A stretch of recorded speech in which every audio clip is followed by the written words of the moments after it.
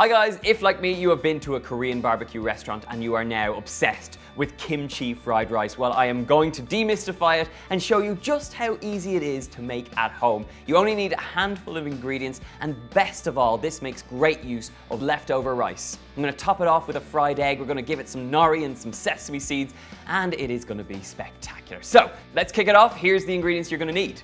1 onion, a little bit of kimchi, some leftover cooked rice, make sure that this is cold, and then from your store cupboard, some sunflower oil, dark soy sauce, and some sesame oil, 1 large free-range egg, some sesame seeds, and if you want to go the extra mile, some nori seaweed too.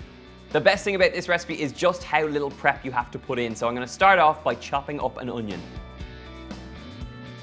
Get your pan on a nice high heat and add some oil.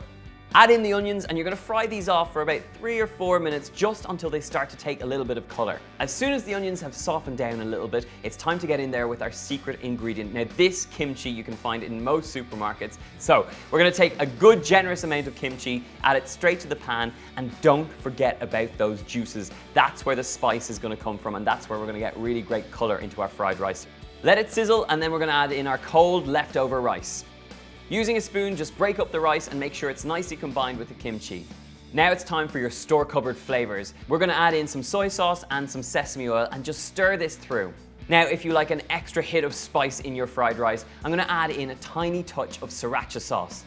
You want to fry the rice now, mixing every now and then until any of the liquid has evaporated and you'll start to hear the rice kind of sizzling, and that's the point where you know your fried rice is ready to go. Take it off the heat and now it's time to fry up an egg to top off this gorgeous fried rice. Add a little oil into a pan and then crack in your egg. Fry it until the white is completely cooked through and you can help it along by just basting it with some of the oil. Now it's time to serve up, so take a generous amount of that gorgeous kimchi fried rice and stick it in a bowl. We're going to top it off with a fried egg, a good drizzle of sriracha sauce, a nice sprinkle of sesame seeds and some nori seaweed strips.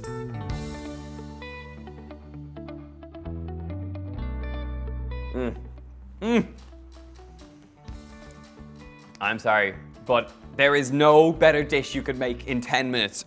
It's got that lovely hit of spice, that rounding heat. It's got the tang from that fermented kimchi.